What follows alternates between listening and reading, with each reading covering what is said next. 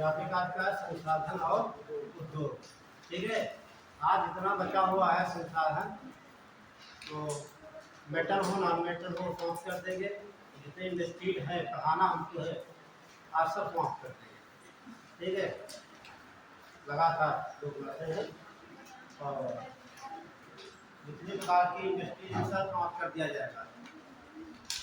Paper solve कर रहे हैं आप लोग? नहीं कर रहे हैं? हाँ, तो पेपर सॉल्व करिए। और जो पढ़ाते हैं वो मिलता है नहीं मिलता है?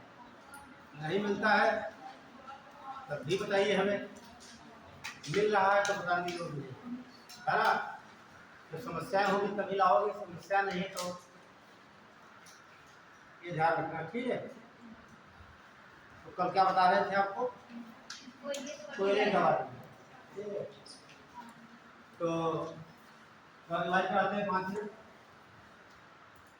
कोयले की बात करें, अच्छा कोयला जो है और पेट्रोलियम की बात करें, कोयला हो या पेट्रोलियम है या गैस है, तो ये किस प्रकार के ईंधन है? ईंधन तो है, इससे ऊर्जा मिलती है। हाँ भाई, जीवाश्म ईंधन कैसे है? जीवाश्म पाए कहा जाते हैं पृथ्वी में? ये पृथ्वी नीचे तो पाए जाते हैं। ये प्रश्न का उत्तर नहीं रहा। किसी चट्टान में पाए जाएंगे तो चट्टानें पढ़ा कितने प्रकार की होती है? 3 प्रकार, या आग्नेय होगा या फिर अवसादी या फिर कायाकृत होगी। ठीक है, उपाधि दे सकते हो। तो किसमें पाया जाएगा? कोयला हो, पेट्रोलियम हो, अवसादी में, है ना।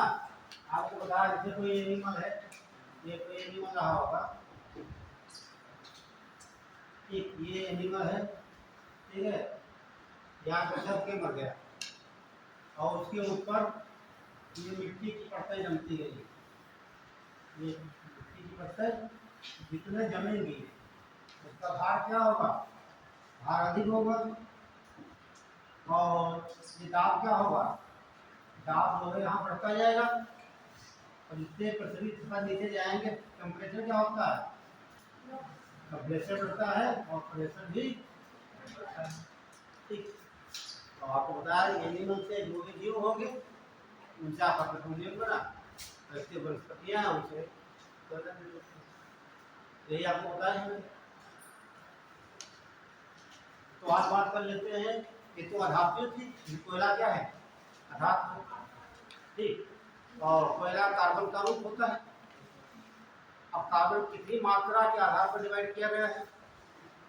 तो आपका डायमंड जो है एक कार्बन का सबसे शुद्धतम रूप माना जाता है।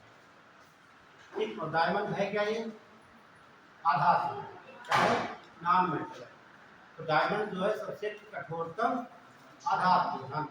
ठीक है, एक कोयले का ही रूप होता है। और डायमंड की बात कर लेते हैं, हीरे की। तो भारत का सबसे महंगा हीरा कौन था? कोहिनूर हीरा, है ना। वर्तमान बात करें उस समय कहाँ पे है? ब्रिटेन में है। ठीक है, भारत प्रयास करेगा लाने के लिए? नहीं कर रहा है। तो क्या उम्मीदें जताई जा रही हैं? क्या कभी आ पाएगा? आ जाएगा, है ना। या फिर जिस देश में है हम पैसा दे खरीद लें उससे, या फिर वो हमें गिफ्ट कर दे, है ना। तो गिफ्ट कर देगा तो आने वाली पीढ़ियां जो है उसमें भी लिखा जाएगा जो है कि इनके द्वारा गिफ्ट किया गया। अभी पैसा खरीदेंगे हम तो कोई सहानुभूति नहीं है, है ना। हम आपको शिक्षा दे रहे हैं, उसका जो पैसा हम ले रहे हैं तो कुछ सहानुभूति नहीं है।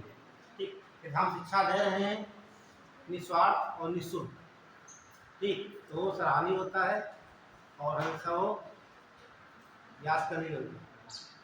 तो भारत चाहेगा कि हमें ये गिफ्ट के रूप में वापस मिल जाए, है ना। उसकी कीमत बहुत है, माना जाता है कि उसकी इतनी कीमत है पूरे एक दिन का या आधे दिन में पूरी दुनिया का खर्चा चलाया जा सकता है। अब समझ लीजिए कितना होता है दुनिया का, है ना। भारत की बात ले लीजिए, 1 मिनट के लिए कितना आय व्यय होता है, कितने लोग भोजन करते हैं 1 मिनट के अंदर। ठीक है, आप दिल्ली बना जाइए, गाड़ियाँ चलती हैं, रोड क्रॉस नहीं कर सकते हो। इतनी गाड़ियाँ चलती हो, सब सीएनजी चल रही है या डीजल चल रही है।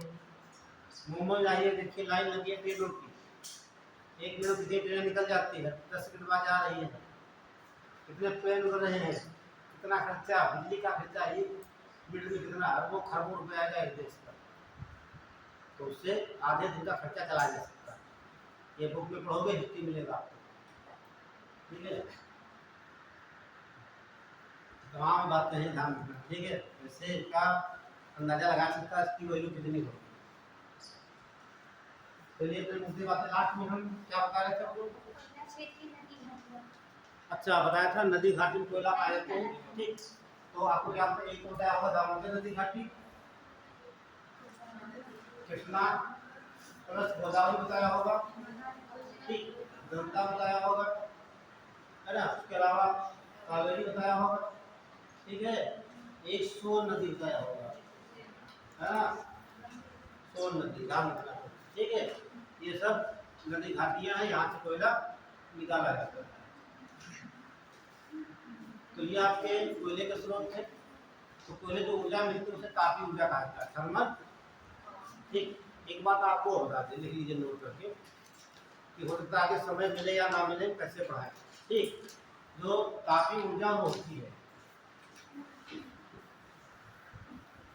तापीय ऊर्जा, ठीक। तो इसे कहा जाता है, जो हम पेट्रोलियम से, प्राकृतिक गैस से, कोयले से ऊर्जा प्राप्त करते हैं, उसे क्या बोलते हैं, तापीय ऊर्जा। नोट कर लीजिए, देखिए कोयला, कामा पेट्रोलियम, कोयला, कामा पेट्रोलियम, और प्राकृतिक गैस से प्राप्त होने वाली ऊर्जा को तापीय ऊर्जा कहा जाता है।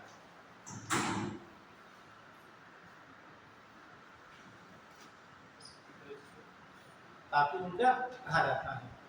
और एक इसके अंदर में होता है एनटीपीसी, एनटीपीसी के अंदर में होता है, नेशनल थर्मल पावर कॉर्पोरेशन, स्थापना 1900 हुई थी। पिछली बात नहीं लिखाए थे, थोड़ा पर एक्टिव रहिए आप लोग। एनटीपीसी लिखा है, ओएनजीसी लिखाए थे, और गेल लिखा है। गेल की 1982 बताए थे, एनटीपीसी की 1975 बताए थे, ओएनजीसी की बताए थे 1956। ये सब मुझे याद है, तो आप लोगों को भी याद होना चाहिए, यानी आप लोग सीरियस नहीं हो, थोड़ा सीरियस है ना। 1975 तीनों में लाइन में लिखा था, ठीक है। तो कहने का मतलब कोयले पर आधारित, तो कोयले पर जो आधारित होते हैं, लेकिन भारत में एनटीपीसी लगे हैं, एनटीपीसी, यानी इनसे ऊर्जा प्राप्त होगी। तो कुछ एनटीपीसी ऐसे हैं जो आधारित है कोयले पर, तो कुछ एनटीपीसी ऐसे हैं जो कोयले पर, तो जब कोयला प्रयोग किया जाए तो उससे ऊष्मा मिलेगी, ठीक। कुछ एनटीपीसी ऐसे हैं जो गैस पर आधारित है, तो गैस से ऊष्मा मिल जाती है। तो ज़्यादा इंडिया को नहीं बताएंगे आपको हम, लेकिन बता देते हैं उत्तर प्रदेश का, यूपी के एग्जाम से दृष्टिकोण से बहुत उपकारता है। तो सीधे बुझाता उत्तर प्रदेश में कौन सी एनटीपीसी है जो कोयले पर आधारित या गैस पर आधारित है। कितने ऐसे थर्मल पावर है जो प्राइवेट सेक्टर में है, तो शायद 3 ही प्राइवेट सेक्टर में है उत्तर प्रदेश में। तो यहाँ देखिए तापीय ऊर्जा,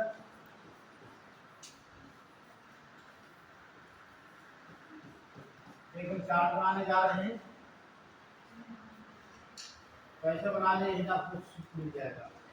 तापीय ऊर्जा जो होंगे, एक तो होंगे कोयले पर आधारित, इस पर कोयले पर आधारित,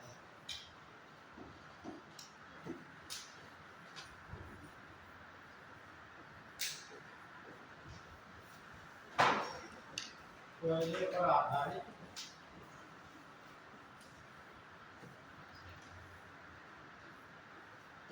एनटीपीसी, और ये जो आपके हो जाएंगे गैस पर आधारित,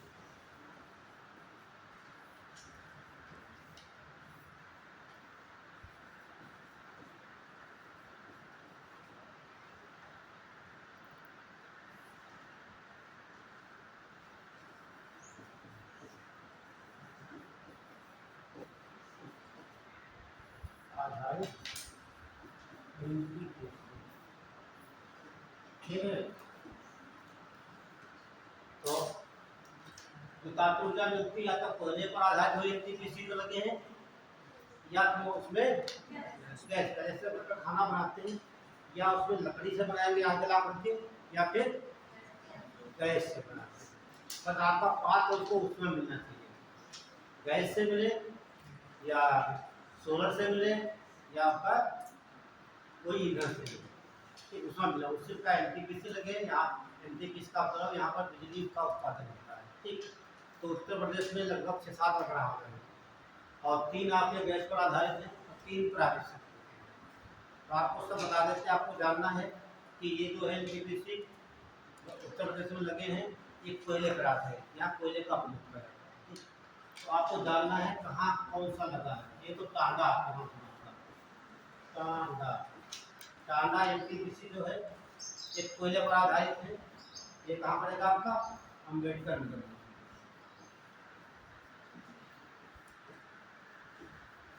अम्बेडकर नगर।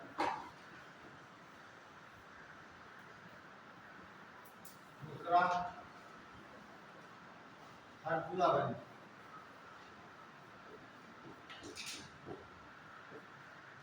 हरपुरागंज ये कहाँ पड़ेगा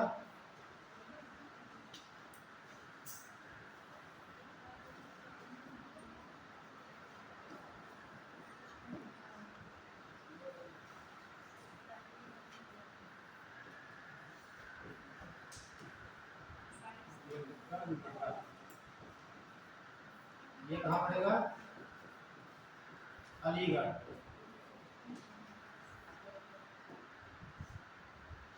और तीसरा आप देखेंगे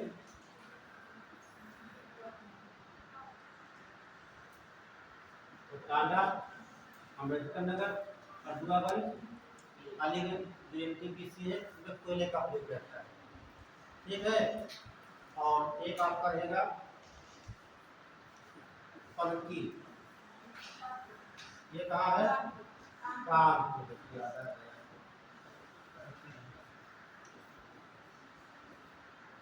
कानपुर। और 4 नंबर आपका रहेगा पारिच्छा, ये कहाँ पड़ेगा आपका झांसी में। झांसी कभी गए हैं आप लोग? हाँ नहीं गए तो सुन लीजिए। और 5 पर है ओबरा,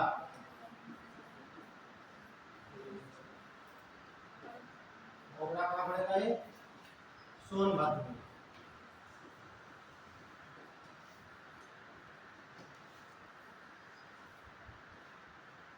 और 6 नंबर पर अनपरा,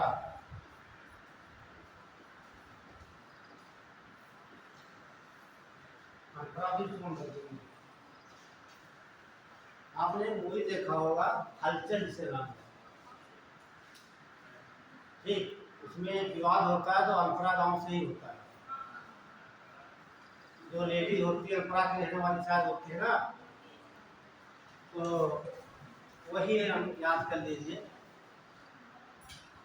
तो ये अनपरा एनटीपीसी है, कहाँ पड़ेगा सोनभद्र। तो सोनभद्र ऐसा आपका एक जिला है उत्तर प्रदेश का, तो कई राज्यों से घिरा हुआ है, ठीक है। ये आपका होमवर्क है, कल बताइएगा हमें, ठीक है। या सिर्फ बता देना कितने राज्यों से घिरा हुआ, कौन कौन से हैं।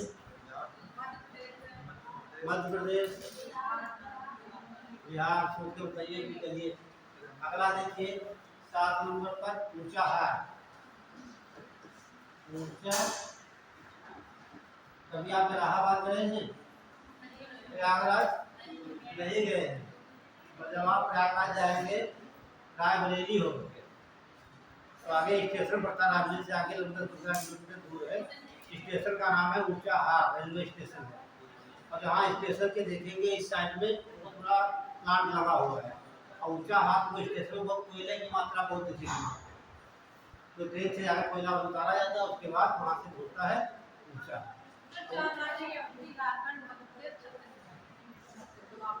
चलिए मैंने अभी पूछा नहीं आपको, मैंने क्या कहा था, बाद में बताइएगा। तो ये बड़ा ऊंचा हाथ है रायबरेली में।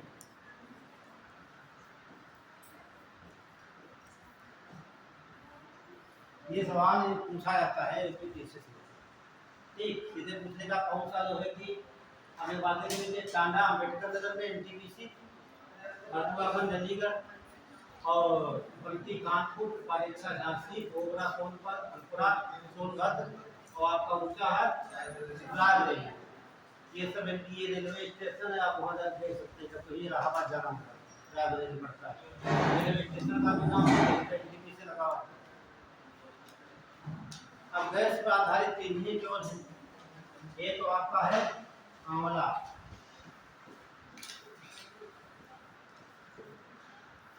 फिर बात की जाए उत्तर प्रदेश, आंवला सबसे ज्यादा कहाँ होता है, प्रतापगढ़। लेकिन ये एनटीपीसी का है, बरेली का है। ये आंवला कहाँ पड़ेगा, बरेली का।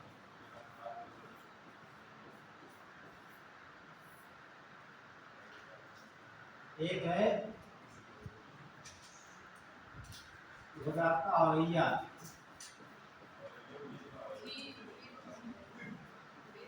क्या है,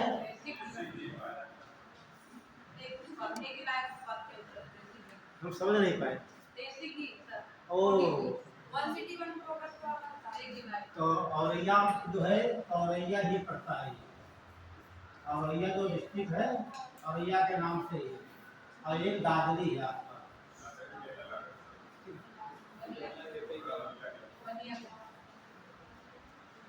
तो क्या लिखे, बलिया लिखे क्या यहाँ पर, मेला तो है नहीं, एनटीपीसी है, गैस पर आधारित है।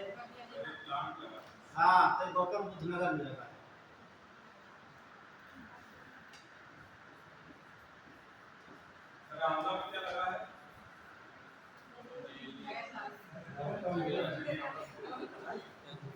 अब चलते ही क्लास में आए हो, है ना, बता दिया जाए आपको। देखिए आपको पढ़ा रहे थे कोयले के, हम बता रहे थे। ठीक, तो कोयला हो या पेट्रोलियम हो या फिर प्राकृतिक गैस हो, जो इससे ऊर्जा मिलती है उसे तापीय ऊर्जा कहा जाता है। ठीक है, तो भारत में सबसे ज्यादा तापीय ऊर्जा मिलती है, 69% है। तो ये उत्तर प्रदेश की क्यों बात कर रहे हैं, किसकी बात कर रहे हैं, ओनली यूपी की। यूपी में जो एनटीपीसी लगे हैं, नेशनल थर्मल पावर कॉर्पोरेशन, ठीक है, ये इधर जो लिखे हैं कोयला पराग है। ये एनटीपीसी में कोयला जलाया जाता है, इससे ऊष्मा मिलती है, प्लांट को यहाँ से बिजली बनती है। लेकिन कुछ प्लांट ऐसे हैं जहाँ गैस जलाई जाती है, ठीक, गैस का प्रयोग, जैसे आप देखेंगे आंवला और औरैया और दादरी थी। उसके बाद 3 प्लांट ऐसे हैं प्राइवेट सेक्टर के हैं, तापीय ऊर्जा के। नोट कर लिया आप लोगों ने, तो लिख लीजिए निजी क्षेत्र के तापीय संयंत्र, निजी क्षेत्र के तापीय संयंत्र, निजी क्षेत्र के, प्राइवेट सेक्टर के।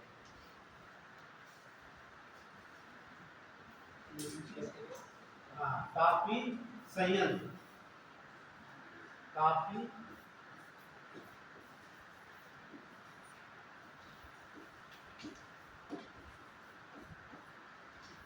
संयंत्र हो गया। तो आपको भी बरेली वाला गए हैं क्या, बरेली, रामपुर, दिल्ली में कहीं? जब हम सीतापुर से आगे निकलते हैं, आपको दिखाते हैं, आपको दिखा है ना, भूगोल में देखने को मिलता है, ध्यान रखना। जो पृथ्वी पर है वही पढ़ते हैं। तो जब आप जाते हैं बरेली या रामपुर, कहीं ट्रेन से जाओ या बस से जाइए, तो शाहजहां के पहले एक स्टेशन पड़ता है रोजा, पड़ता है, तो उसका नाम है रौजा। ये कहाँ पड़ेगा, शाहजहां।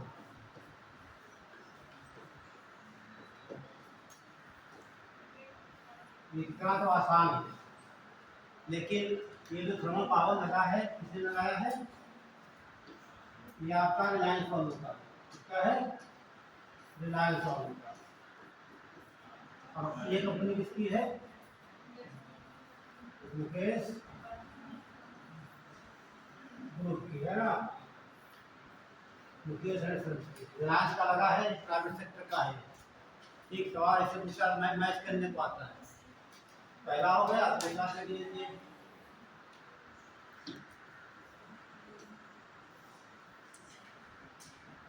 तो आप लोग इलाहाबाद भी कभी नहीं गए, कुंभ मेला गए नहीं गए?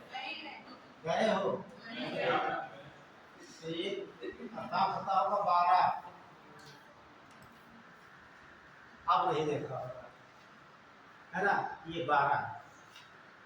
तो यहाँ भी थर्मल पावर लगा है, ये प्रयागराज का है।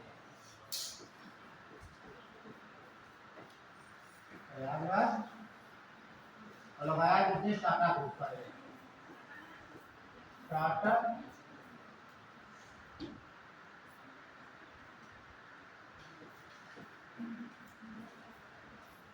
तीसरा एक गोल्ड प्लांट है,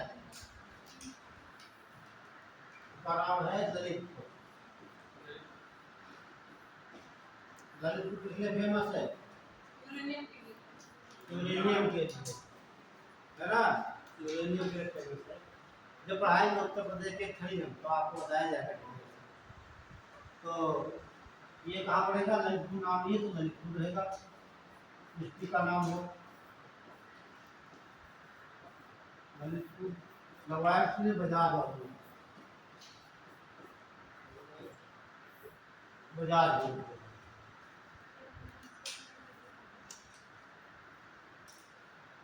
बजाज बाबू का भी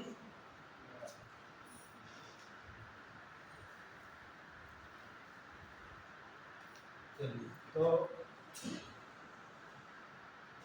ये पूछा जाता है, कई बार पूछा गया है मैच करने को।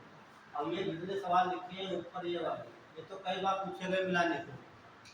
जो आता है सब यूपी, यूपी केसीएस या स्पेशल यूपी, वहाँ सवाल आपको ही मिलता है।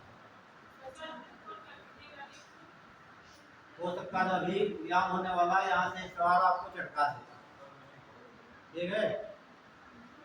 बस कहाँ लगा हुआ ये मेरी क्षेत्र के तरह ध्यान देना। अपन कौन सा गैस का आधारित है और कौन सा कोयले का, ठीक है। चलिए, हो गया? हाँ जी।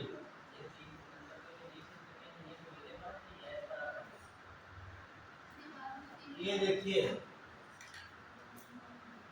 तो जो देखिए जो नया बन रहा है, ठीक है, वो कोयले पर आधारित नहीं हो, ठीक है।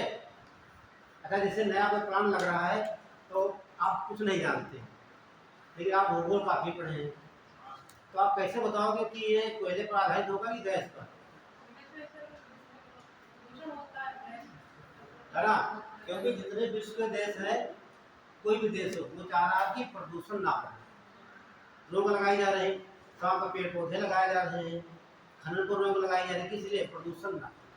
और आप जानते हैं जो कोयले पर आधारित होते हैं, चिमनियाँ लगी होती है, आप देखिए क्षेत्र को इतना धुआं हो जाता है कि वहाँ प्रकाश नीचे नहीं आ पाता उससे। तो अब जो आगे फ्यूचर में लगेंगे, नजदीक में लगे हैं, वो सब गैस पर आधारित है। एक कॉमन सेंस की बात है, आपको रखना नहीं है, ठीक, रखना नहीं, ये समझना है। जो भी आगे लगेंगे फ्यूचर में नया नहीं प्लान लगेगा, तो आपको वहाँ सोचना नहीं है गैस पर आधारित है, कोयले पर। हाँ, आगे हो सकता है कोई ऐसा बना दिया कि सोलर सिस्टम पर आधारित हो जाए, है ना, ये भी ध्यान रखना। अब देखो सोलर से पूरा यहाँ चल रहा है, कितना छोटा प्लान लगा यहाँ पे, तो कई एकड़ में प्लान लगवा दिए, ठीक है। तो कुछ चीजें कॉमन सेंस से लगाई जा सकती है, ठीक है। चलिए अब आप बता देते हैं थोड़ा मेडल्स के बारे में, ठीक। एक बताया था जीवाश्म संसाधन में, दूसरा बताया था आपको धातुएं अधातुएं। लेकिन तो कुछ इंपॉर्टेंट है, 2 ही 4 बताएंगे आपको, ठीक है। जैसे 91 है मेटल्स, तो आपको यहाँ केमिस्ट्री नहीं पढ़ना है, ठीक है। जो सवाल पूछे जाते हैं आपको बता देते हैं, और फिर आगे आपको बताते हैं इंडस्ट्री। तो डाल लीजिए धातुएं, प्रमुख धातु डालना, मेन मेटल्स, प्रमुख।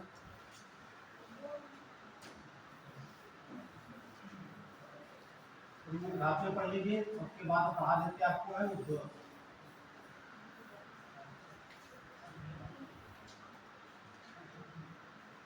तो जो मीटर्स की बात करेंगे तो ये आता है खनिज में। तो खनिज का मतलब ये हो गया जो हम पृथ्वी से खोज के निकालते हैं, ठीक है। पृथ्वी जो खोज के निकालते हैं उसे क्या बोलते हैं, खनिज कहा जाता है। तो जो मीटर्स हमारे हैं कितनी है 91, कितनी टोटल 91। तो 90 तो आपकी है ठोस अवस्था में और ये तो आपकी द्रव अवस्था में। और ध्यान रखना जितनी धातु होती है कैसी होती समय, ये सब ठोस अवस्था में ही होती है। जितनी धातु पृथ्वी तक से निकाली जाएंगी सब ठोस अवस्था में होती है, एक को छोड़ करके। तो एक आपकी द्रव अवस्था में से बोला था पारा, क्या बोलते हैं, पारा या मरकरी या पारद, इसका संकेत होता है Hg, ठीक है। अब बाकी जितनी मेटल्स हैं सब ठोस अवस्था में है, जो भी आप देखेंगे, ठीक। जैसे आयरन लोहा हो गया, सोना, चांदी, कॉपर और aluminium, magnesium, sodium, potassium, zinc, chromium, ये सब धातु है। कैसे मिलेंगे आपको, ठोस अवस्था में। एक ही मिलेगी आपको द्रव अवस्था, ठीक है। तो यहाँ जो इम्पोर्टेंट है इनको पढ़ा देते आपको। तो ये जो इम्पोर्टेंट है सबसे आयरन, ठीक है, डाल लीजिए पहले। देखिए आयरन जो सुन लीजिए एक बात, जो हमारे ये मेटल्स है ये सब पाई जाती है अयस्क के रूप में। कहाँ पाई जाएंगी, अयस्क के रूप में। ये सवाल यहाँ से पूछा था, जैसे पढ़ते हैं बॉक्साइट, बॉक्साइट एल्युमिनियम का अयस्क है। एल्युमिनियम स्वतंत्र रूप से नहीं पाया जाता है, ठीक, स्वतंत्र रूप में नहीं पाया जाता। कहने का स्वतंत्र तो वे धातु होती है जिनमें कोई संख्या ना के बराबर है। लेकिन जो हमारा एल्युमिनियम है वो कहाँ पाया जाता है, बॉक्साइट के रूप में। और बॉक्साइट को हम ले जाते हैं उद्योगों में, ठीक, उसको गला करके अशुद्धियाँ बाहर निकाल देते तो बचता वही एल्युमिनियम होता है। उसके बाद जो आयरन हमारा है वो पाया जाता है अयस्क के रूप में, ठीक, लोहा पाया जाएगा। अब आपके लोहा कहाँ पाया जाएगा समझिए, पहले जान लीजिए आयरन,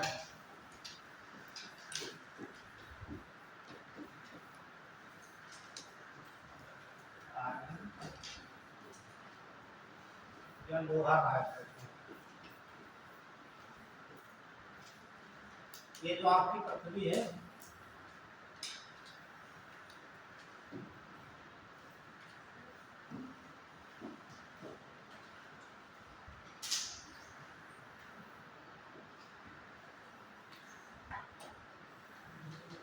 तो आपको कहाँ पाया जाएगा, इसमें तो आपका क्रस्ट हो गया,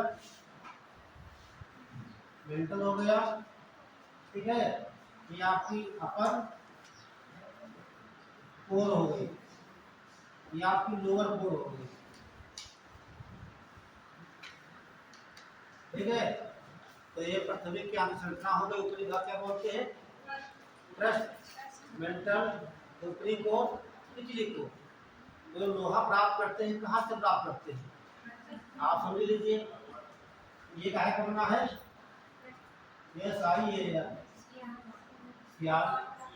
ये सीमा, ये ठीक है। तो ये बताइए आप, तो ये दूरी कितनी होती है यहाँ पर, ये यहाँ पर यहाँ से देखा जाए लगभग 5100 से 6377 किलोमीटर होती है।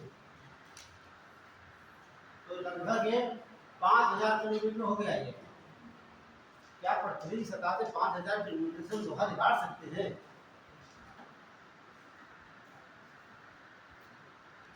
तो पृथ्वी के ऊपर हम जाते हैं नीचे जाते रहेंगे तो तापमान क्या होता है, कि पृथ्वी में, हाँ पृथ्वी में गड्ढा खोदा जाए, ठीक है, मान लीजिए गड्ढा खोदा पाइप डाली जाए, तो क्या पाइप जैसे ये पृथ्वी ये है, ये ठीक, ये इसका सेंटर हो गया, ये जहाँ से पाइप डाली जाए ठीक, तो क्या नीचे से पाइप आ जाएगी यहाँ तक केंद्र तक? बताइए, कॉमन सेंस की बात है। अब यही बैठे हम लोग हैं, आप देखते बड़ी मछली लगती तो देर दिन में ट्यूबवेल पानी से निकाल देती है, इतना प्रेशर से उसमें इकट्ठा करके तो पाइप डालते जाए, देखते जैसी जो रहा बहुत तुमने क्या बना दे वो, तो पाइप यहाँ डाले जा सकते हैं यहाँ तक, बताइए कर सकते हैं। 12 किलोमीटर किया है ना वो उसमें, हाँ तो उससे आगे क्यों नहीं किया? यहाँ पर कितना मिलेगा? लगभग 51 लिखा है, 5100 किलोमीटर, तो ये तो पाया जाएगा आयरन, नीचे मतलब निकिल और लोहा, क्योंकि यहाँ से निकाला जाता है 5000 मीटर से।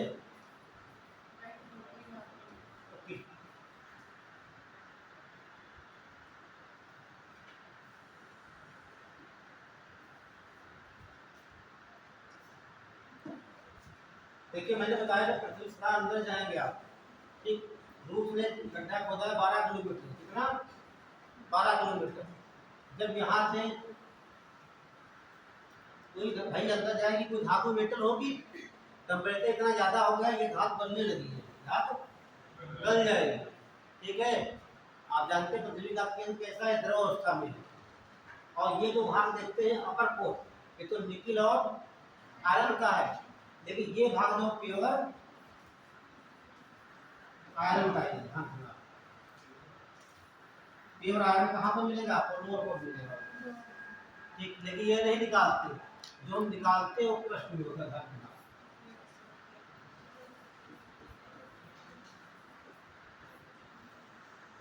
और जो चीज से नीचे मिलेगा तो द्रव अवस्था में कैसे निकाल सकते हो? ये सब सोचने वाली बातें हैं, ठीक है। क्या गल जाएगा द्रव के में, ठीक है। हम भाई देखिए पटनी नीचे आ जाएंगे, ताप बढ़ता जाएगा तो द्रव कम हो जाएगा।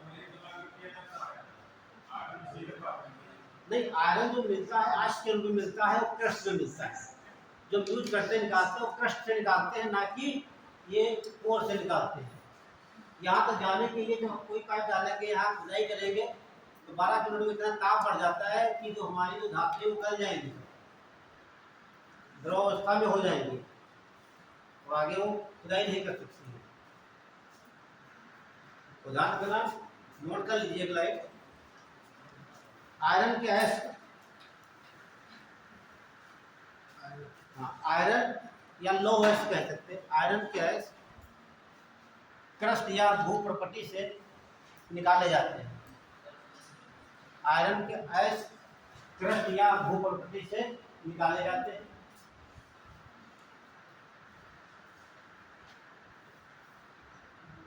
भूप्रपट्टी या क्रस्ट से निकाले जाते हैं। आयरन के प्रमुख 4 ऐश होते हैं। आयरन के प्रमुख 4 ऐश होते हैं।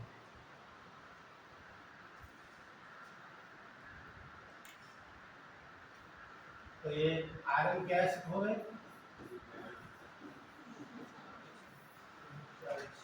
आयरन के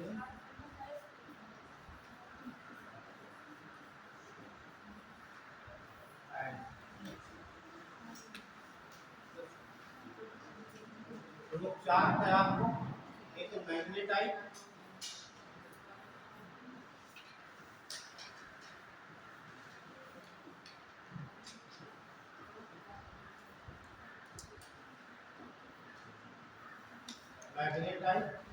हेमेटाइट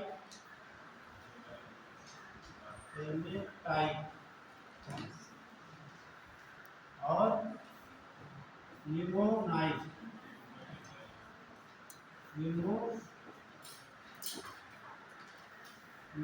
तो आपका सिडेराइट।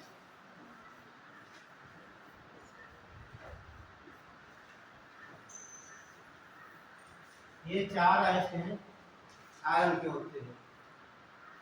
जैसे मैंने आपको दिखाया था कोयले के बारे में, जब मैं लिखता हूँ क्रम से लिखता हूँ, और आयरन के अयस्क हैं तो इसका आधार क्या होगा, इसमें आयरन की मात्रा कितनी है, जिसमें आयरन की मात्रा ज्यादा है वही सबसे शुद्ध या सबसे अच्छा या उच्च गुणवत्ता वाला लौह अयस्क माना जाता है। ठीक है, तो यहाँ लगभग 72% क्या है, आयरन, आयरन का लोहा, और यहाँ लगभग 70% होता है, और यहाँ आपका 50 ये हो जाता है 50%। ठीक है, तो ये शुद्धता का घटता क्रम लिखा है, क्या लिखा है, घटता क्रम। कैसे दिखा सकते हैं इसे हमें, इस प्रकार से।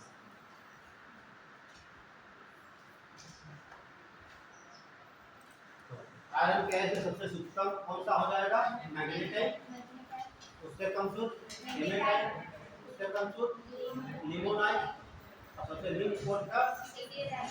जैसे वहां तीर था यहाँ पे,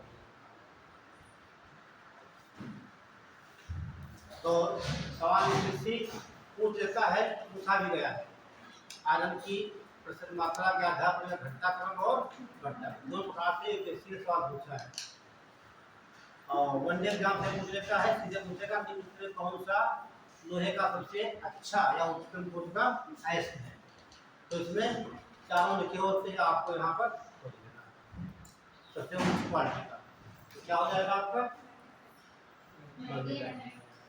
ये सवाल। ये तो घटता क्रम, अगला बनेगा आपका सबसे उच्च क्वालिटी कौन सा है, सबसे निम्न क्वालिटी, तो इसमें आयरन कितना पाया जा रहा है, 72% मात्रा घटता। अब देख लेते हैं भारत में के क्षेत्र कहाँ कहाँ हैं। ठीक, ये भी पूछा जाता है कि जैसे कुंदरा है, बाबा मोदन की पहाड़ी है, और बेलाडीला खान है, बहुत इंपॉर्टेंट है, छत्तीसगढ़ की बेलाडीला, पूछा जाएगा एग्जाम में। बेलाडीला खान किसने प्रसिद्ध है, आयरन अयस्क के लिए। ठीक है, झारखंड में देखेंगे सिंहभूम देखेंगे, और उड़ीसा में केवझर देखेंगे, ऐसे बहुत से क्षेत्र हैं, जिनके प्रमुख कुछ है आपको लिखवा देते हैं, नोट कर लीजिए, या डायग्राम बनाने की जरूरत नहीं है, तो लिख लीजिए आयरन अयस्क के प्रमुख क्षेत्र, आयरन अयस्क के प्रमुख क्षेत्र, तो सबसे ज्यादा कर्नाटक में होता है, तो सबसे पहले कर्नाटक ही देख लेते हैं, कर्नाटक। ठीक है,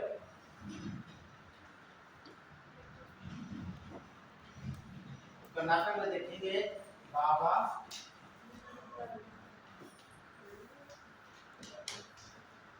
बुदन की पहाड़ी,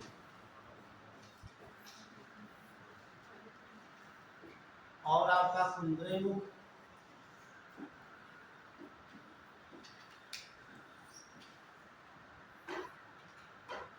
और जो पढ़ते दोनों हैं, ठीक है, ये दोनों पढ़ते हैं चिकमंगलूर में, तो चिकमंगलूर किसके फेमस हो जाएगा, आयरन अयस्क के, ये बात ध्यान।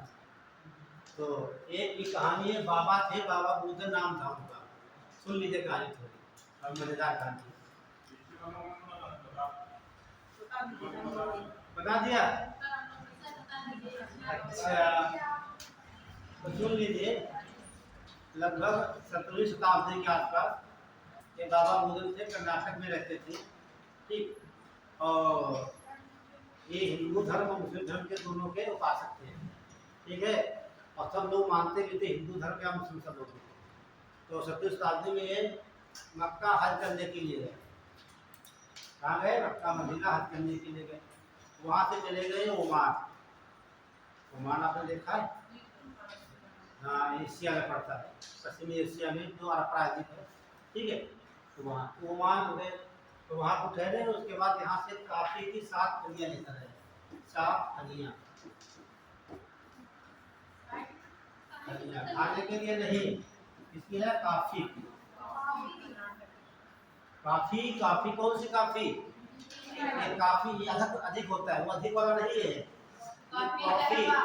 हाँ, हम लोग चाय के रूप में पीते हैं, चाय पीते हैं, कॉफी पीते हैं, तो वही कॉफी का पौधा होता है, ठीक। वो फलियां होती, बीज उससे बनाया जाता है।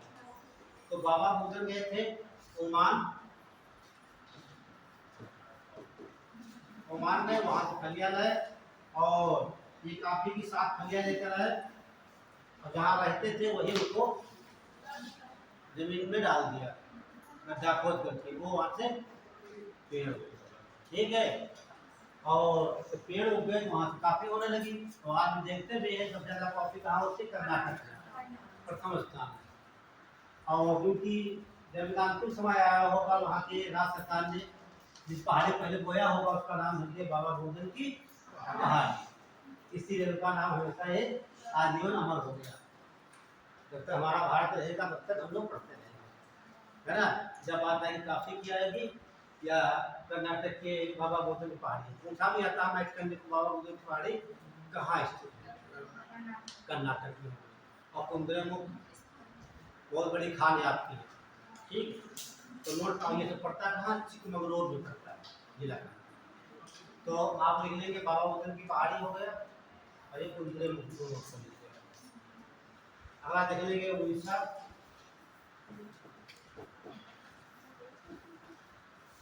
केवंझर, और उसके अलावा छत्तीसगढ़,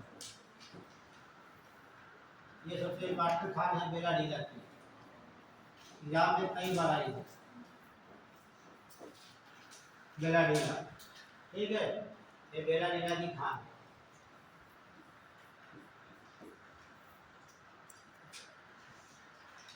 और बहुत से क्षेत्र हैं, ठीक है।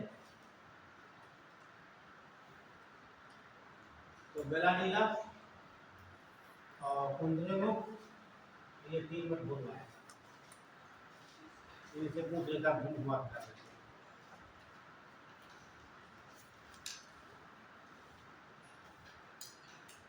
आगे लिख लीजिए सिल्वर, सिल्वर क्या बोलते हैं, चांदी, ये लिखते हैं एजी, ठीक है। तो बहुत आसान पढ़ना है, ठीक है। महिलाएं बहुत प्रयोग करती इसका है ना। तो कुछ आभूषण बनाए जाते हैं चांदी के, है ना। तो पहला सवाल बनता है सिल्वर आपका है ये, ठीक है। तो इसका एक होता है लेकिन नाम क्या है, तो कौन बच्चा बताएगा, लेकिन नाम, इसका नाम क्या होता है, अर्जेंटम, हाँ लिख लीजिए अर्जेंटम इसका नाम, क्या लेकिन नाम होता है इसका,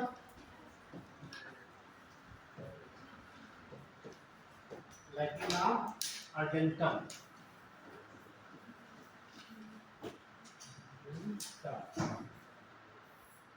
अर्जेंटम,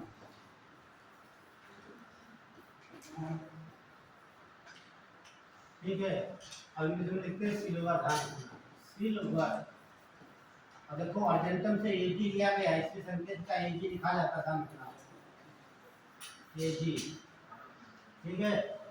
इसका नाम का अर्जेंटम है, ये मैच करने को आता है, ठीक। अर्जेंटम क्या हो गया, ये चांदी का लैटिन नाम है, इसलिए एजी से लिखा जाता है यहाँ, और सिल्वर लिखते हैं ऐसे, ये बात हो गई।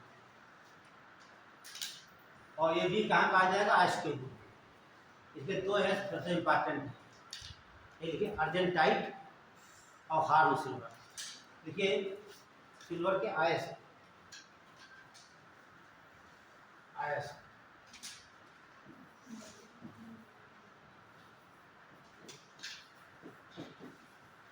आयस एक हो जाएगा आपका हार्ड सिल्वर, दूसरा आपका हो जाएगा अर्जेंटाइट,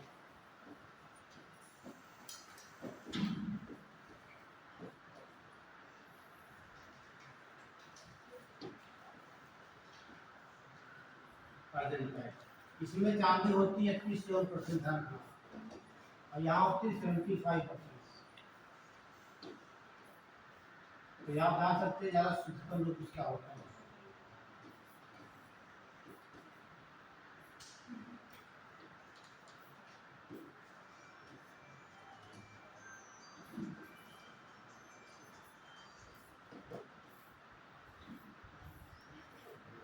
तो ये क्या होता है Ag। तो हार्न स्लोर में चांदी कितना होता है 75% और टिन टाइप में कितना होता है 87। तो सबसे शुद्धतम रूप कौन सा हो जाएगा अर्जेंट टाइप हो जाएगा। इन दो रूपों में पाया जाता है। अगला देखिए अभी भारत में क्षेत्र से चर्चा होगी। क्षेत्र कहाँ बहुत आसान। तो भारत का चांदी है 90% एक ही स्थान पर पाई जाती है ना। तो कैसे रखेंगे आप लोग जैसे जेवर किसके बनते हैं चांदी के बनते हैं जेवर शादी ब्याह होता है तो जेवर से जेवर करें जावर की बात नहीं। तो एक जावर खान क्या नाम बताया मैंने जावर। जावर खान कहाँ पड़ती है उदयपुर में। उदयपुर याद रखिए ना रखिए ठीक ये राजस्थान याद रखिए।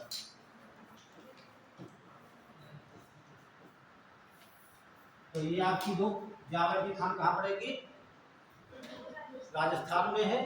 और यहाँ से भारत का 90% चांदी यहाँ से निकाली जाती है। ठीक है जावर खान से जावर जेवर याद रखना कोई नहीं निकलेगा। तो सबसे बड़ी खान है भारत की नोट कर लेंगे ठीक है। तो क्षेत्र की बात करेंगे जावर खान कहाँ पड़ेगी उदयपुर। उससे क्या पड़ता है जिलों का नगर क्या बोलते हो उदयपुर को जिलों।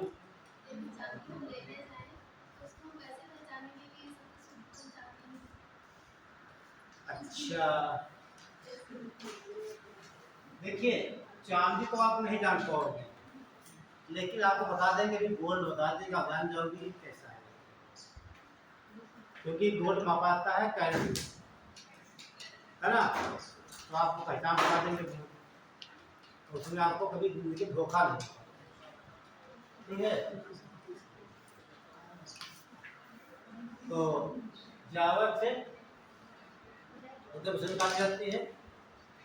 यहाँ तो भाई मिक्सचर हो सकता है। तो नोट कर लिया जहाँ से पाई जाती है और जहाँ पर चांदी पाई जाती है यहाँ जस्ता ही पाया जाता है। जस्ते भी खान नोट कर लीजिए यहाँ से जस्ता निकाला जाता है। जस्ता को बिल्डिंग कहते हैं या इसे जिंक कहा जाता है। और दूसरा चांदी निकाली जाती है। दो चीजें यहाँ निकाली जाती है चांदी और जस्ता। चलिए ये बात हो गई नोट कर लिया था।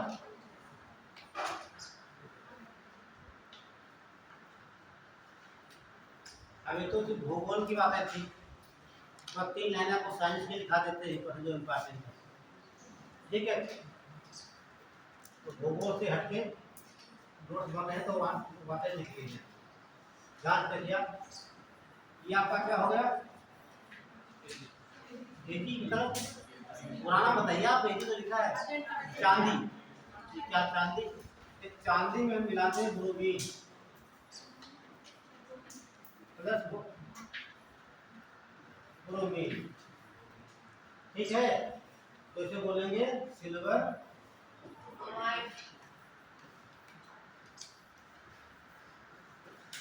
ब्रोमाइड। ऐसे लाइन से लिखना आगे जगह छोड़ करके। अगला सिल्वर ले लिया गया मिला दिया गया आयोडीन तो बन जाएगा सिल्वर आयोडाइड।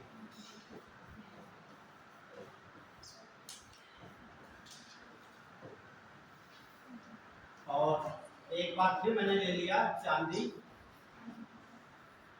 मिला दिया NO3 नाइट्रेट तो बन जाएगा सिल्वर नाइट्रेट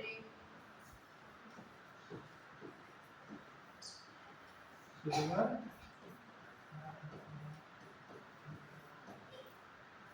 तो 3 पदार्थ मतलब तैयार हो गए हमारे। ठीक, एक तो आपका बन गया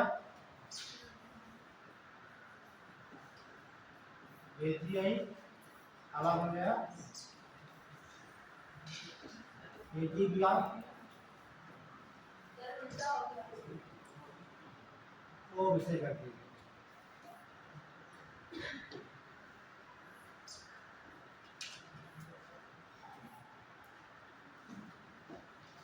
तो ये चुना है सिल्वर ब्रोमाइड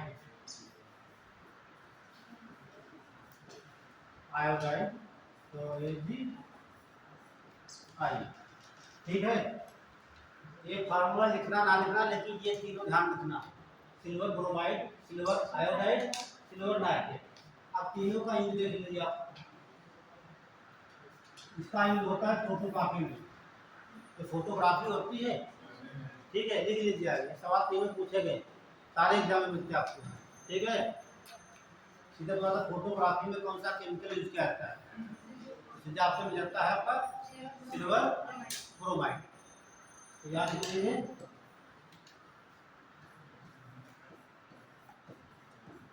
फोटोग्राफी में यूज होता है। और जो सिल्वर आयोडाइड से कराई जाती है कृत्रिम वर्षा। क्या कराई जाती है? कृत्रिम वर्षा। अभी देखा आपने 16 अप्रैल 2023 को दुबई ने कराई है ना। दुबई कहाँ पड़ता है? UAE में पड़ता है। तो उन्होंने सोचा कि हम थोड़ी वो करा लेंगे कृत्रिम वर्षा, लेकिन वहाँ वो ज़्यादा मात्रा में बादल कहते हैं, हम लोग को बरसात कर देते हैं। तो मेरे बच्चे देखिए होता क्या है यहाँ पर, जैसे ये बादल हैं घूम रहे यहाँ पर, बादल घूम रहे लेकिन बरसात करना नहीं चाहते हैं, और ये कोई देश यहाँ पर है। ठीक है, तो क्या करेगा, उनके पीछे से जाकर के प्लेन से यहाँ जाकर के यहाँ से इनके ऊपर सिल्वर आयोडाइड आ जाता है। क्या डालते हैं? AgI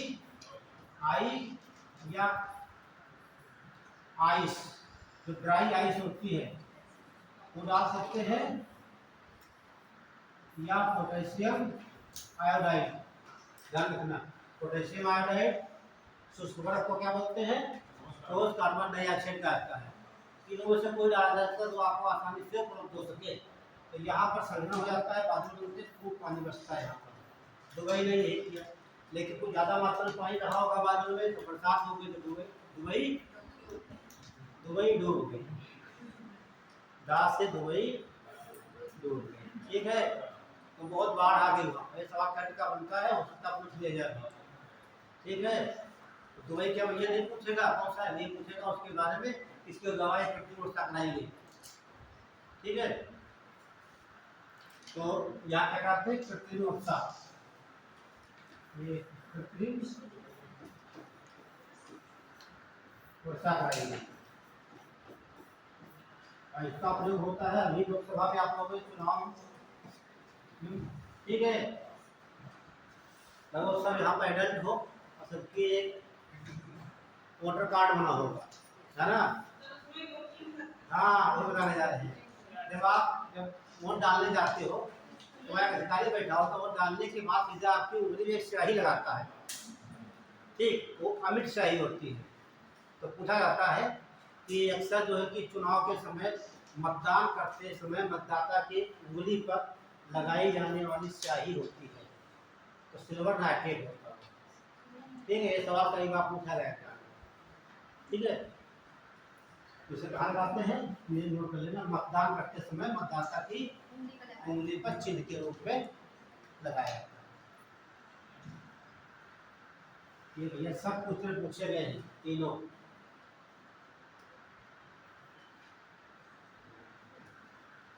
मतदान करते समय मतदाता की उंगली पर लगाई जाने वाली स्याही या इसी के निशान लगाए जाते हैं।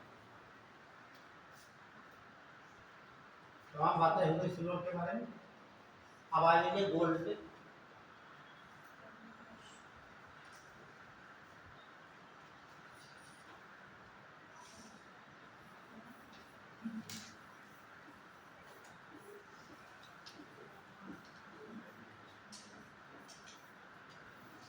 गोल्ड का मतलब सोना। तो देख लीजिए पहले गोल्ड के बारे में। तो पहले इसे पहचानेंगे कैसे हम। अच्छा, इसका लैटिन नाम बताइए आप, इसे कैसे लिखते हैं। एयू लिखा जाता है। क्या लिखते हैं? एयू। वैसे होना चाहिए जीओ, है ना। संकेत में होता है पहले के दो अक्षर लिख जाते हैं, लेकिन लैटिन नाम इसका है, लैटिन नाम, उसे आरम कहा जाता है। क्या बोलते हैं? आरम। ठीक, आरम ऐसे लिखते हैं, A U R O M. A U ले लेते हैं, इसी से बन गया ये। ठीक है, गोल्ड को ए यू से लिखा जाता है। तो लैटिन नाम क्या हो गया उसका? आरम। नोट कर लीजिए, सोने का लैटिन नाम आरम होता है।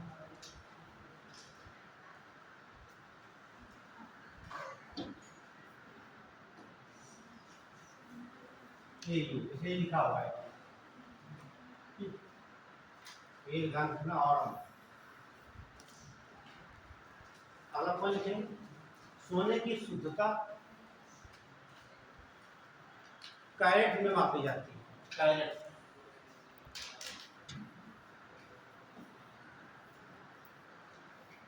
कैरेट में मापी जाती है।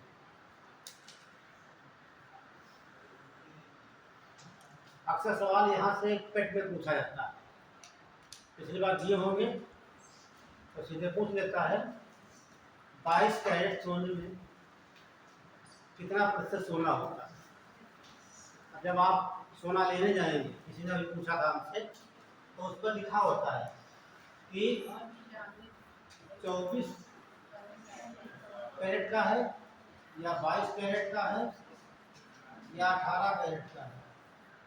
ठीक है, तो हम जाते हैं, आगे पूछता भैया सोना लेना है, तो पहले पूछते रेट क्या है। ठीक है, तो बताता है कि 24 कैरेट का रेट कितना है। अब पूछा कितना आपको लेना है, आपको 18 कैरेट का लेना है कि 22 कैरेट का लेना है कि 20 का लेना है या 16 का लेना है। जैसे कैरेट की मात्रा बढ़ती रहेगी, आपके सोने के भाव घटते रहते हैं। होता क्या है, जो आपका शुद्ध गोल्ड है, ठीक है, ये विश्व का सबसे आघातवर्धनी धातु है। ठीक है, आघातवर्धनी का मतलब होता है उसे पीट पीट कर बहुत पतली हम परत बना सकते हैं। ठीक है, और विश्व की सबसे ज्यादा तन्यता इसमें पाई जाती है। तन्य की तरफ उसको हम तान सकते हैं। हाँ, ठीक। यदि आप 1 मिलीग्राम ले लीजिए, 1 मिलीग्राम वो ले लीजिए, तो लगभग 200 मीटर तक उसे आप तार बना सकते हैं। ठीक है, जानते हैं मिलीग्राम कितना होता है, या कहीं ढूंढना मुश्किल हो जाएगा। ठीक है, तो सबसे ज्यादा तन्य धातु कौन सी हो जाती है? टैक्टाइल बोला था उससे, गोल्ड।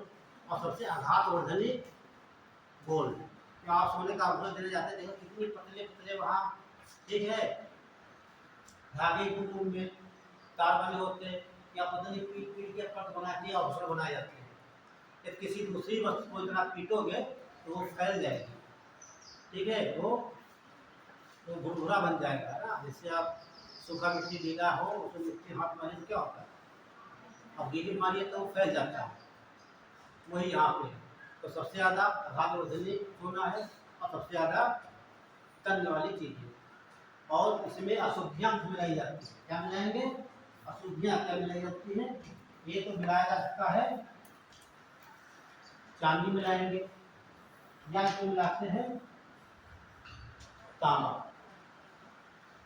और या भी मिलाया जाता है एल्युमिनियम का, और इसी से बनता है रोल्ड गोल्ड। ठीक, जो आपका एल्युमिनियम और प्लस कॉपर होता है, ये इससे बनता है रोल्ड गोल्ड। क्या मतलब बोलते हैं रोल्ड गोल्ड को? नकली सोना। आप देखोगे मार्केट मिलता है 200 रुपये ले लीजिए पैसे वाला। ठीक है, तो वो होता है रोल्ड गोल्ड होता है, कृत्रिम सोना होता है। क्या होता है इसमें? एल्युमिनियम 90% होता है, 10% क्या होता है? कहाँ पर होता है, मिला के बना देते हैं।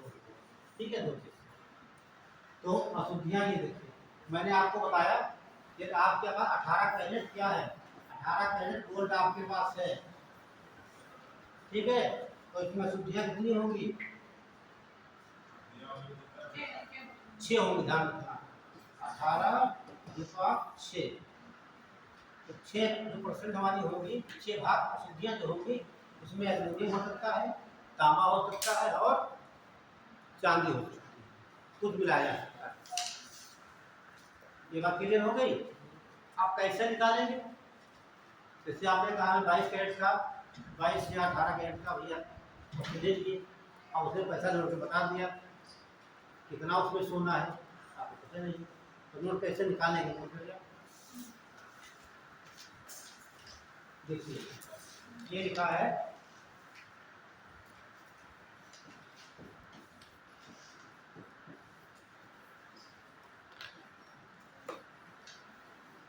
सोने की प्रतिशतता, बराबर होता है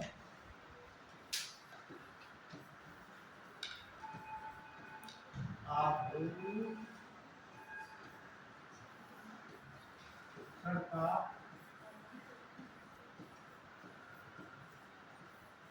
कैरेट मान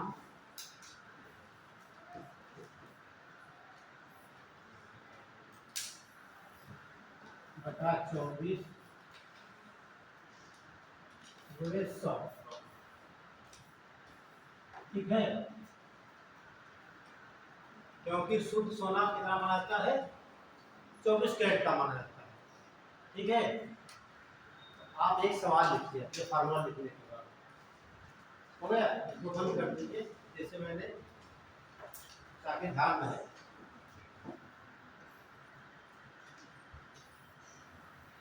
इस प्रकार से बिल्कुल में बंद कर दीजिए। अब एक क्वेश्चन लिखिए, बोले लिखिए 18 कैरेट में, 18 कैरेट में सोना कितने प्रतिशत होता है, निकालना। ठीक, 18 कैरेट में सोना कितना प्रतिशत होता है,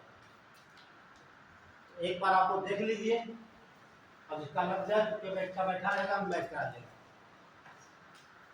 ध्यान से देखिए सारे बच्चे, सर आप गए दुकान पे सोना खरीदे, कितने कैरेट का सोने की चेन आपने ले लिया, 18 कैरेट का, तो आपको पता नहीं कितना सोना उसमें होगा, तो सीधे निकालना मोबाइल, तो आभूषण का कैरेट कितना है, 18 है, और होता कितना है, 24 गुणे 100,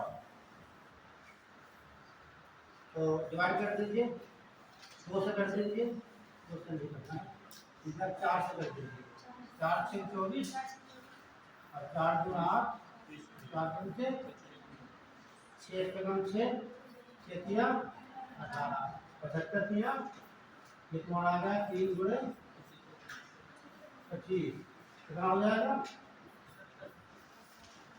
सोना कितना उसमें है, 75, ऐसा हम निकाल सकते हैं। 24 कैरेट का जो होगा वो रेट आता है इंटरनेशनल का, कि 71,000 है या 65,000 है, 73,000 है, तो वो 24 कैरेट की बात करता है। तो आप जानते हैं 24 कैरेट के आभूषण नहीं बनाए जाते। कहने का मतलब जो 75% सोना आपका 25% में क्या मिला है, उसमें तांबा मिला होगा या एल्यूमिनियम होगा, या आपकी चांदी तो नहीं मिलाएगा, थोड़ी महंगी होती है, तो एल्यूमिनियम ही मिलाया जाता है। ठीक है, ऐसे सवाल पूछा जाता है, 18 कैरेट पूछ सकता है, यहाँ पर 20 पूछ सकता है, 22 पूछ सकता है, 24 नहीं पूछ सकता। ये सवाल अच्छा है, एक सवाल आपको पेट कहीं पूछा सकता है।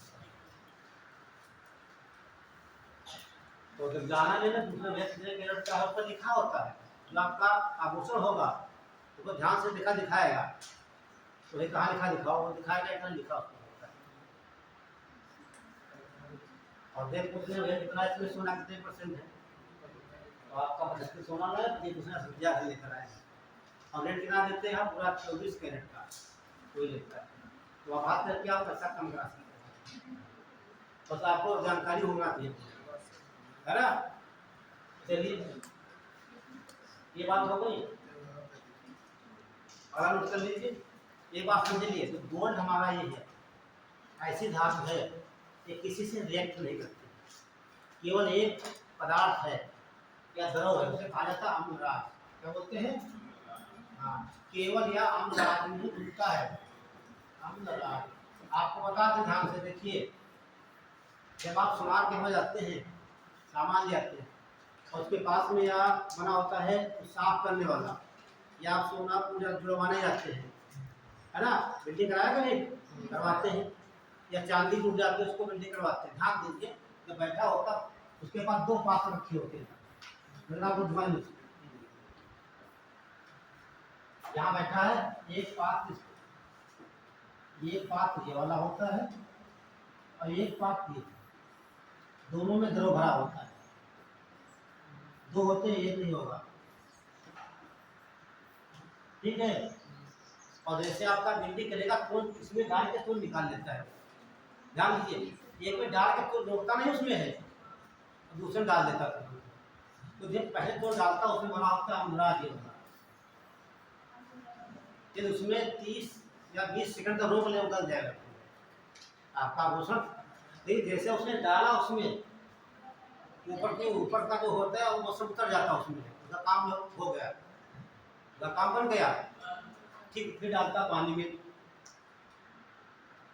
तो उसके बाद ये होता, कुछ करेंगे पहले इसमें डाला क्यों कुछ करता, या तो निकाल लेगा डाल करके, ठीक है, रोक दे उसमें तो तुरंत तो गल जाएगा। फिर आपके यहाँ पर डाल दिया जाएगा, सीधे इधर निकल आएगा, ठीक है। और सोना केवल जो होता है इसी में घुलता है, बाकी सोने पर किसी अम्ल क्षार का प्रभाव नहीं, इसीलिए सबसे महंगा सोना, ठीक, कोई प्रभाव नहीं, कहीं डाल दीजिए कुछ नहीं होने वाला है, बस इससे। और बनता कैसे अमराज है समझ लीजिए, लस्सीयम FnO3 एक अनुपात और 3 अनुपात मिला लीजिए, 1 लीटर 3 मिला लीजिए, बन जाएगा आपका अमराज। इसमें दुनिया की सारी चीजें गल जाती है, कुछ भी डाल दीजिए, आप डालते जाइए उसमें ऐसे उगलता जाए। चलिए ये सब नोट नहीं करना है, केमिस्ट्री की बातें तो नोट कर लीजिए। देखिए सोना, सोना किसी भी अम्ल से क्रिया नहीं करता है, किसी भी अम्ल से क्रिया नहीं करता है, में अम्लराज को छोड़कर, अम्लराज को छोड़कर।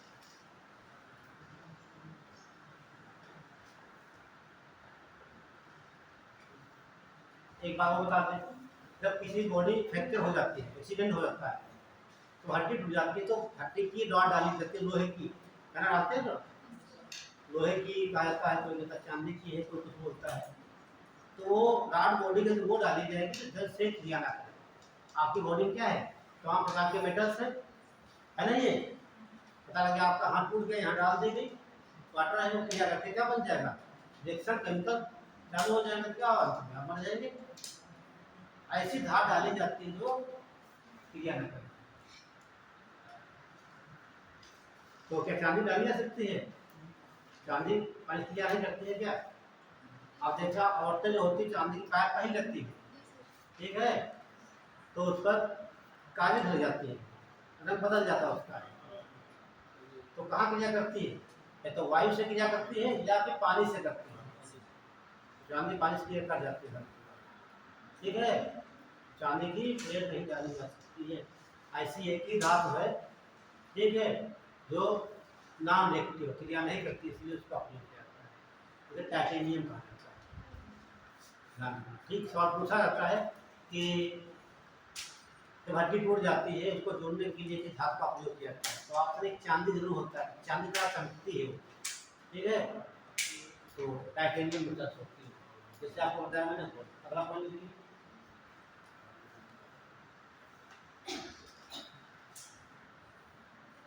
देखिए भारत में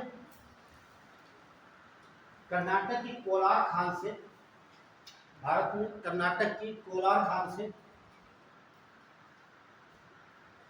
सोना निकाला जाता है। भारत की कोलार, कर्नाटक की कोलार खान है, तो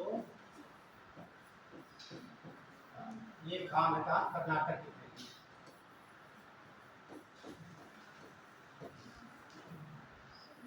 तो यहाँ से निकाला जाता है। ठीक है, ध्यान रखना। ये कोलार खान कहाँ पड़ेगी, कर्नाटक पड़ेगी, यहाँ से यहाँ तक निकाला जाता है। ठीक है। और बाकी स्टोर की बात करेंगे, सबसे ज्यादा स्टोर है अमेरिका के पास। ठीक है। फसल उत्पादन कौन करता है, चीन करता है। ठीक है, चीन लिख लीजिए। उत्पादन में जब गोल्ड की बात करें, गोल्ड प्रोडक्शन की बात करें, तो उत्पादन CAR होता है, ये क्रम है। ठीक, सी से आपका होता है चाइना, अगला आपका अमेरिका,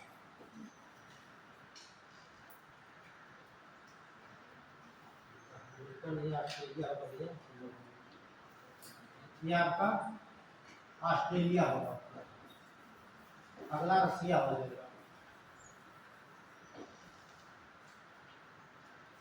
और जब ये तो प्रोडक्शन की बात हो गई। जब इसकी बात करेंगे रिजर्व की, भंडार की बात करेंगे, तो भंडार सबसे ज्यादा किसके पास है, यूएसए के पास है। दूसरा स्थान जर्मनी का आपका है, और तीसरा आपका इटली का है। ये वाला तो करंट का है। हाँ, आगे में देख के आए। भारत, भारत कहाँ है, सोने में हो जाएगा।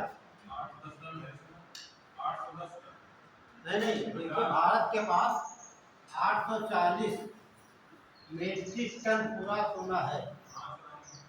ये तो हाँ ठीक है, लेकिन भारत को 9वां-10वां स्थान है, बहुत दूर है। हाँ ठीक है, नहीं आ, कभी नहीं आ सकता भारत। ठीक है, तो टॉप पे आपका यूएसए है, सेकंड जर्मनी, तीसरा इटली का स्थान है स्टोर के रूप में। ठीक है, और ये आपका चाइना हो जाता है, सबसे ज्यादा प्रोडक्शन करना होता है।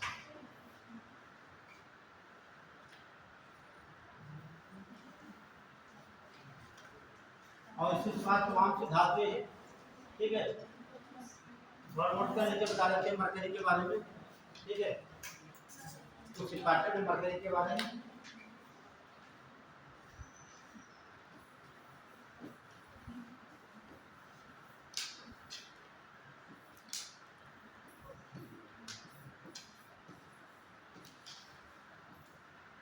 तीन लोग लाइन में करिए।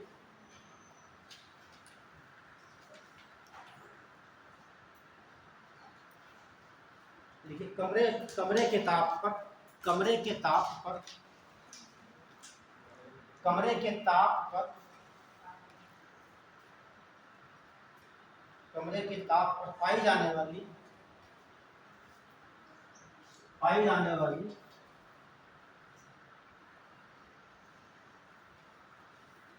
द्रव अवस्था की धातु, द्रव अवस्था, तो ऐसी धातु द्रव अवस्था पाई जाती है। बस कमरे के ताप की बात कर रहा हूँ कि कमरे के ताप का मतलब आता है 25 डिग्री सेल्सियस। ध्यान रखना, ये कमरे का तापमान होता है। अगला पॉइंट लिख लीजिए, इसका यूज नोट कर लीजिए। देखिए, जो ट्यूबलाइट देख रहे हैं, देखिए ट्यूबलाइट में मरकरी की जल वाष्प भरी जाती है।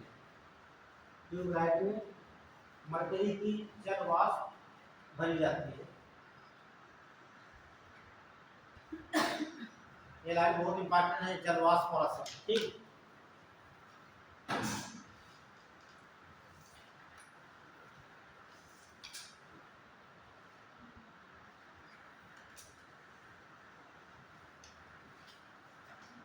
अगला नोट कर लीजिए। देखिए ये पाया द्रवस्था में जहाँ कोयले की खानें होती है वहाँ से निकाला जाता है। ठीक, ये द्रव के वाष्प में होता है, बनाया जा सकता है। ठीक, भारत में ना के बराबर। ठीक, हाँ ये बाहर से आता है ना के बराबर।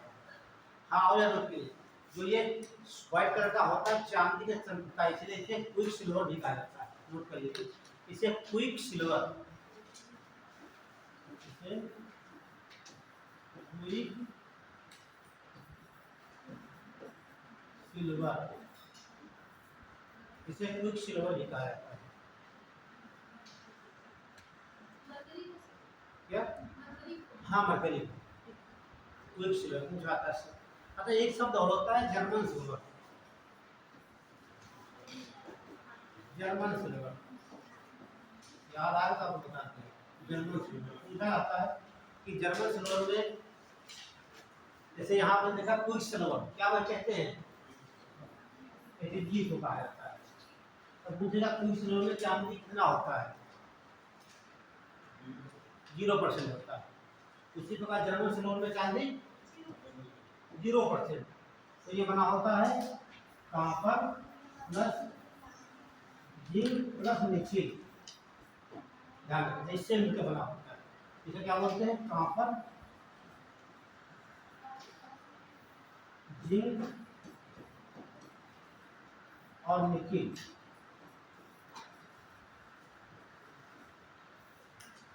और इसे जिंक को जस्ता भी कहा जाता है, जस्ता।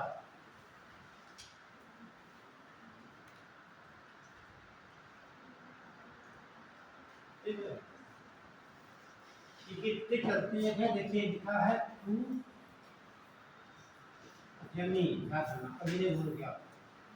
टू से कॉपर, जा से जिंक, नी से निकेल। ठीक, ये टिक करती है खुजली। ठीक, कॉम्बिनेशन होता है तो सिल्वर नहीं होती। तो ध्यान रखना क्विक सिल्वर में सिल्वर नहीं है और आपका जर्मन सिल्वर में सिल्वर नहीं है।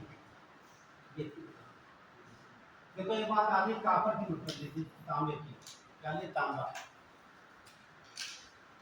और ये लास्ट है मैं चर्चा आपका असल बात आते हैं दिखाते दिखाते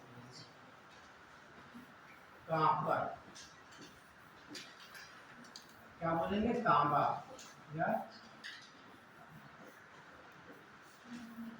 इंग्लिश में बोलेंगे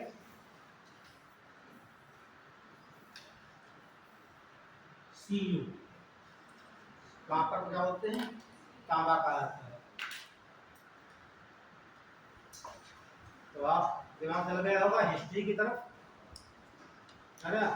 जब पढ़ते हैं आप इतिहास में कि सबसे प्रथम कौन सी धातु खोजी गई? तांबा। तो हम आपको बताएंगे कि एक कहा होगा हिस्टोरिकल हिस्टोरिक मेटल्स, ऐतिहासिक धातुएं। ऐतिहासिक धातुएं 5 होती है भैया। ठीक, कितनी होती है? ऐतिहासिक धातुएं 5 होती है। ठीक है, वो आपको ध्यान देना है। और उनमें से एक कॉपर है। तो पूछाता है सबसे, आपने सोना पढ़ लिया, चांदी पढ़ लिया, ठीक, कौन धातु है? ये बनता सबसे पवित्र धातु कौन सी होती है ना? तो यहाँ क्या हो जाएगा? आप होते तो कॉपर आपका हो गया, दूसरा आपका लोहा हो गया, स्टेनलेस हो गया आपका, और अगला आपका ये जी लास्ट में ये इतनी 5 धातुएं ऐतिहासिक धातुएं कहा जाता है। सीक्वेंस से मतलब नहीं, इसमें आपको 5वां लिखना, सीक्वेंस से मतलब नहीं है। तो ये इसे बोलते हैं तांबा, तांबा या कॉपर।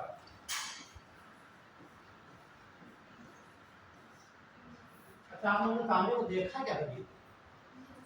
अरे तार जो है ये वाले उसके अंदर पीले कलर का तार लगा होता पतला सा, तो तांबे की होते हैं वो। ठीक है, इसे बोलते हैं आयरन या लोहा, लोहा या आयरन।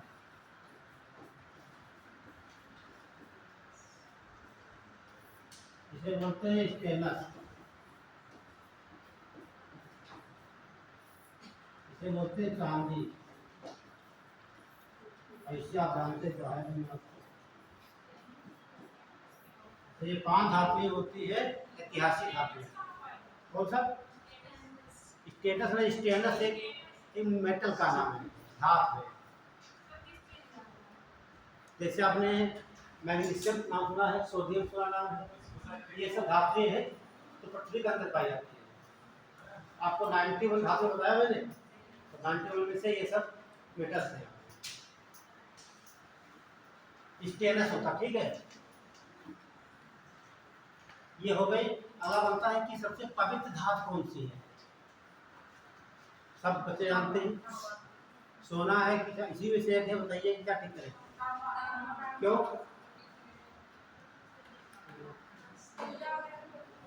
हाँ, जब देखिए हिंदू धर्म में तो होता है कलश जो बनाया जाता है तांबे के पात्र में, है ना।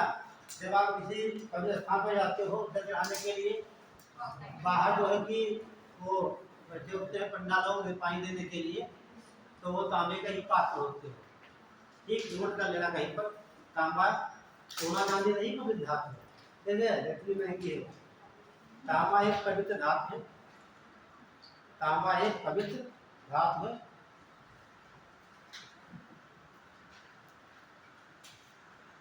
अगला पॉइंट लिखेंगे, तांबा विश्व में खोजी गई प्रथम धातु है। तांबा विश्व में खोजी गई प्रथम धातु।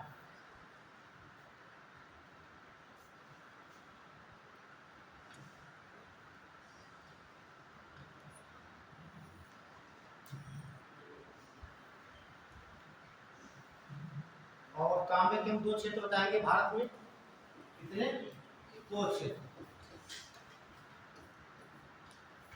2 खाने हैं, बहुत प्रमुख खाने हैं। एक तो बढ़ती है मलाज खंड की खान, मलाज खंड,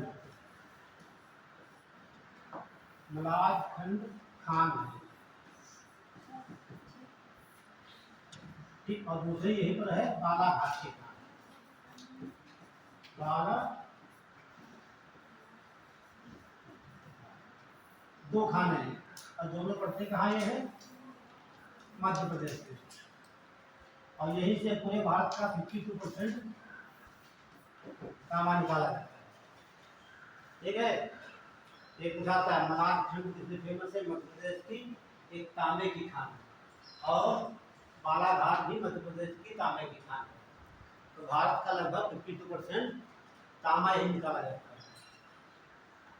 और ये खान है खेतड़ी,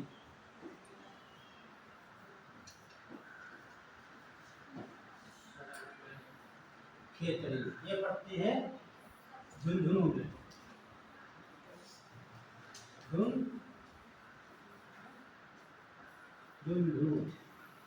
झुंझुनू कहाँ है?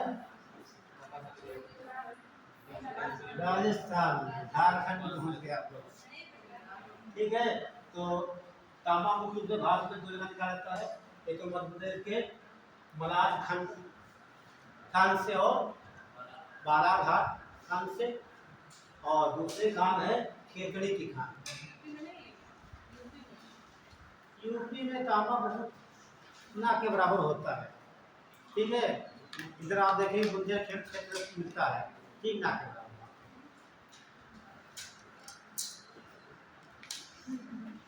तो आप जानते हैं जितने धातुएं निकाली जाती हैं पहाड़ी क्षेत्र से या फिर आपके जो पठार होते हैं, भारत तो लगभग बना ही भारत नहीं अपना उत्तर प्रदेश है ना। तो खेतड़ी खान कहाँ है? देखिए राजस्थान 2 खाने आपने पढ़ा, एक तो पढ़ा आपने जेवर की खान बोल दिया, याद रहेगा जाओ जेवर, ठीक। ये तो जेवर की खान दूसरी। हाँ, जेवर किसके बनते हैं? चांदी के, चांदी की खान लगती है, 90% लगती है। और दूसरा तांबा, तांबा की है। और दोनों ही अरावली पुरुष श्रेणी में है, ठीक है। तो तांबा हो गया। अब आपका क्या करते हैं? इंडस्ट्री डाल दीजिए। उद्योग, उद्योग में आपको पढ़ाएंगे, मुझे पढ़ाते हैं बात साइड का, ठीक है। उसके बाद डाल दीजिए उद्योग, इंडस्ट्री।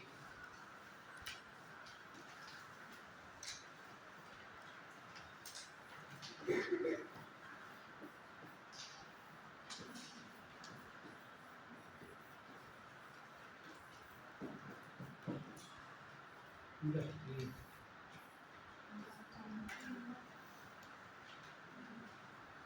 एक बार देख लीजिए, फिर छोड़ देते हैं आपको। अच्छा, इंडस्ट्री में कहाँ लगाएंगे पहले सवाल होता है।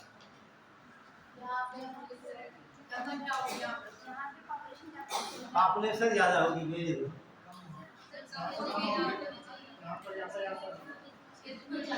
देखिए, पहले हम अपना घर कहाँ बनाना चाहते हैं? पहले देखते हैं, सुन लीजिए, हम देखते हैं हमें कहाँ पर सुख सुविधाएं मिलेंगी, वहाँ पर बनाना चाहेंगे। क्योंकि घर में आपको क्या होता है? रहना होता है ना। पहले पड़ोसी को देखते हैं, समझना भाई, कैसा पड़ोसी है, रोड कैसी है, पानी मिलेगा नहीं मिलेगा, बिजली है कि नहीं है, क्योंकि ये आपकी दैनिक आवश्यकताएं हैं। यदि ये नहीं मिलेगी तो आप मकान बनाएंगे वहाँ पर? नहीं बनाएंगे। आगे चल कर देखेंगे हम। अब उद्योग का मतलब कोई हम उद्योग लगाएंगे तो जरूरत क्या उसकी होती है? एक तो जरूरत होती है कच्चे माल। कच्चा माल हम कहाँ निकालेंगे? पटरी निकालेंगे या वनों से प्राप्त करेंगे कच्चा माल। दूसरा हमें जरूरत पड़ेगी ऊष्मा की। ऊष्मा भाई कहाँ लाएंगे हम? अभी फैक्ट्री यहाँ पर लगा दी जाए सीतापुर में, तो कच्चा माल भाई मान लीजिए वहाँ लिया है, कच्चा माल कहाँ से लाएंगे हम? फिर ऊष्मा के लिए, ठीक है, या अपनी बिजली खुद उत्पन्न करें, या बाहर से गैस की व्यवस्था करें, या फिर अपना कोई कोयले की व्यवस्था करें। तीसरा, ठीक, वहाँ पर जो हम उद्योग लगाएंगे वहाँ पर काम करने के लिए लोग आएंगे कि नहीं आएंगे। तीसरा, जो यहाँ हमारा माल बनेगा वो जब हम निर्यात करेंगे, ठीक, कहाँ करेंगे, कितनी दूर करेंगे, उसमें कितना हमारा व्यय हो रहा है, ये सब देख करके इंडस्ट्री लगाएंगे। अभी चर्चा करते थोड़ी देर में, ठीक। तो